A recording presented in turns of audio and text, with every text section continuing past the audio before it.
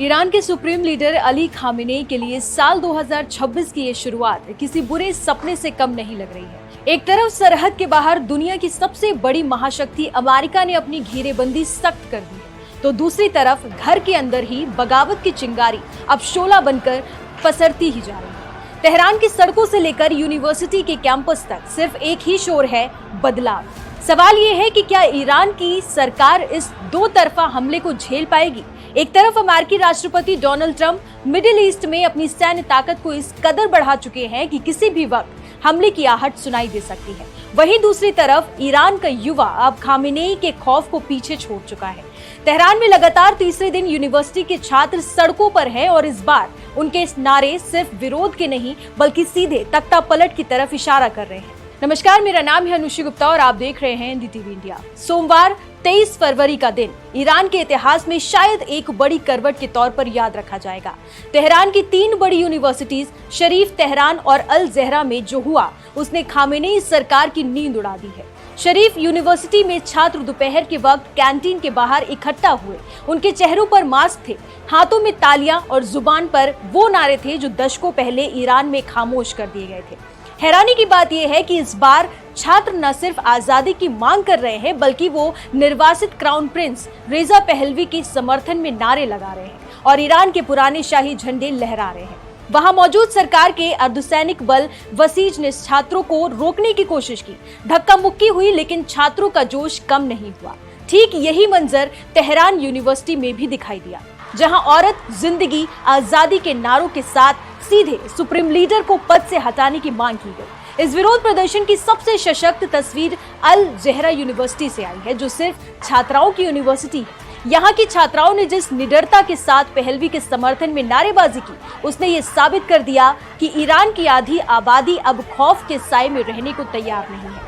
गौरतलब है कि ईरान में वसीज वो ताकत है जिसने सालों से लोगों की आवाज को बेरहमी से कुचला है, लेकिन इस बार गार्ड्स और वसीज के बीच भी एक अजीब सी कश्मकश दिखी। ये प्रदर्शन ऐसे समय में हो रहे हैं जब ईरान की सरकार चारों तरफ से घिर गई है। जनवरी में हुए प्रदर्शन को सरकार ने बेहद हिंसक तरीके से दबाया था। Human rights activist news agency के मुताबिक अब तक 7,000 से ज्यादा लोग मारे जा चुके हैं, जिनमें 214 सरकारी सुरक्षा कर्मी भी शामिल हैं। हालांकि ईरान सरकार इस आंकड़े को हमेशा की तरह कम बता रही है और मौतों की संख्या करीब 3,000 बता रही है, लेकिन हकीकत यह है कि कब्रिस्तान में बढ़ती भीड़ सरकार के झूठ की गवाही दे रही है। अब बात करते हैं उस बाहरी खतरे की जो ईरान के दरवाजे पर दस्तक दे रहा है। अमेरिकी राष्ट्रपति डोनाल्ड ट्रंप ने इस बार मैक्सिमस प्रेशर की रणनीति को एक कदम और आगे बढ़ा दिया है। वो ईरान पर एक नया और सख्त परमाणु समझौता थोपना चाहते हैं। गुरुवार को जिनेवा में अगले दौर की बातचीत होनी है, लेकिन बातचीत की मेज पर जाने से पहले ही ट्रंप ने परमाणु बम की तरफ एक धमकी फोड़ दी है। ट्रंप ने साफ शब्दों में चेतावनी दी है कि यदि कोई समझौता नहीं होता है तो वास्तव में बहुत बुरी चीजें होंगी। ये बुरी चीज क्या है? जानकारों का मानना है कि ये सीधे तौर पर ईरान के परमाणु ठिकानों पर सैन्य हमला हो सकता है। ईरान के विदेश मंत्रालय के प्रवक्ता इस्माइल बघई ने भी तेवर दिखाते हुए कहा कि वो किसी भी हमले का कठोर जवाब देंगे, लेकिन सवाल ये है कि क्या एक तबाह हो चुकी अर्थव्यवस्था और अपने ही देश के नाराज युवाओं के दम पर ईरान अमेरिका से टकरा पाएगा?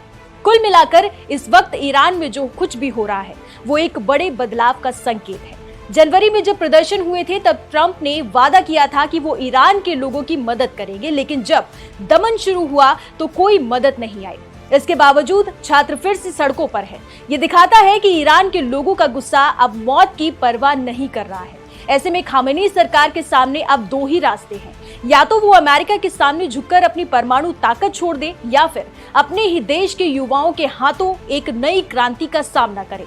जिनेवा की बातचीत और तेहरान की सड़कों पर जारी ये विरोध प्रदर्शन आने वाले दिनों में न सिर्फ ईरान बल्कि पूरे मिडिल ईस्ट का नक्शा बदल सकते हैं। क्या ये खामेनेई युग का अंत है? ये सवाल अब तेहरान की हवाओं में तैर रहा है।